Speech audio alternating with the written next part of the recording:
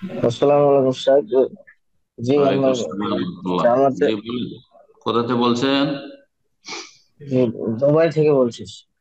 হুম, কোথায়? দুবাই থেকে, Dubai. Dubai, মাশাআল্লাহ, বলেন।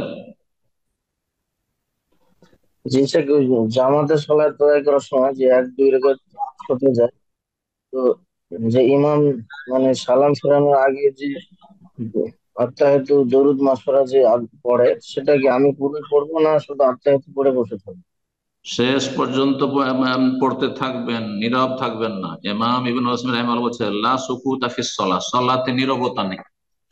হয় শুনবেন, যদি শোনার যেমন সূরা পড়ছে ইমাম, তাহলে শুনবেন সূরা ফাতিহা পড়ে নেওয়ার পরে। আর বাকি কোথাও নীরব হয়ে চুপচাপ দাঁড়িয়ে আছেন, বসে আছেন, হ্যাঁ, এমনটা নেই।